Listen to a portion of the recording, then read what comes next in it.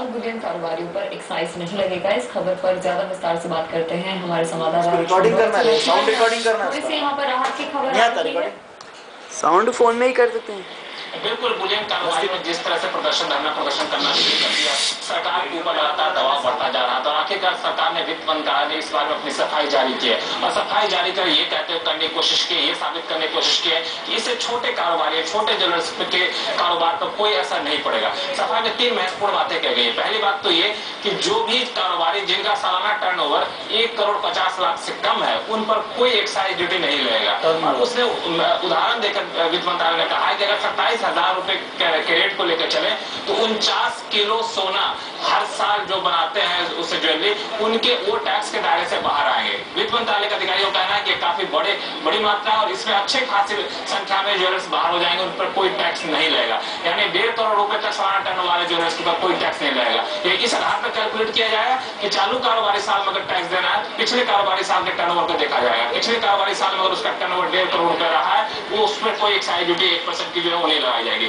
दूसरी बात, अगर सालाना टर्नओवर 4 करोड़ रुपए है तो उसको स्मॉल एमएसएमई इंडस्ट्री के तहत जो छूट मिलती है वो छूट का हकदार हो रहेगा। तो 4 करोड़ रुपए तक के टर्नओवर वालों को भी पूरी तरह एक्साइज ड्यूटी नहीं लगेगी और उसमें कुछ छूट मिलेगी। तीसरी महत्वपूर्ण बात कही गई है, ये जो एक्साइज ड्यूटी 1% लगाने की बात सरकार ने की है, बजट में ऐलान किया गया है, ये पूरी रकम पर नहीं है बल्कि ट्रांजेक्शन वैल्यू के 30% हिस्से पर लगेगी। यानी पूरी रकम के बजाय सिर्फ 30% हिस्से पर 1% ड्यूटी लगेगी, जो काफी कम मात्रा में होती है। इस वजह से बहुत बड़ी मात्रा नहीं है जिसको लेकर इतना ज्यादा हंगामा करने की कोशिश की जाए करनी चाहिए। इसमें उदाहरण देकर बताया गया है 27,000 रुपए प्रति 10 ग्राम ड्यूटी के हिसाब से देखें, रेट के हिसाब से देखें तो ये ड्यूटी सिर्फ 84 रुपए प्रति 10 ग्राम पर बैठती है, जो कि काफी छोटी है और ये कारोबारियों के जिंदगी पर कोई खास असर नहीं डालेगा, उनके कारोबार को किसी तरह से उल्टे तरीके से प्रभावित नहीं करेगा। इसलिए ज्वेलर्स का ये जो हंगामा धरना प्रदर्शन है ये बेबुनियाद है, ये साबित करने की कोशिश वित्त मंत्रालय ने की है। साथ ही साथ एक और बात अब साफ हो गया है कि वित्त मंत्रालय इस फैसले पर फिर से शायद विचार न करे।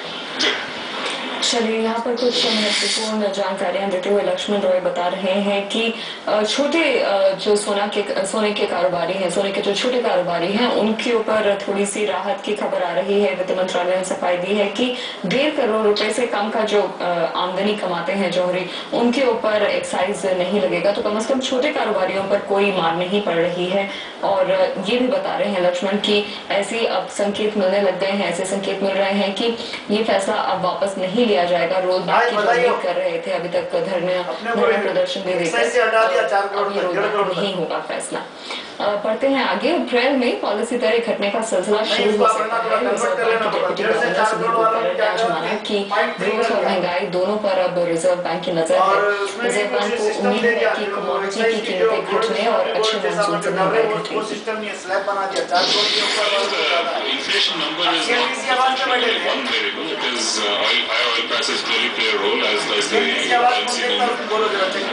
But then also the growth moderation that we're seeing, which might actually help to contain inflation as from the demand side.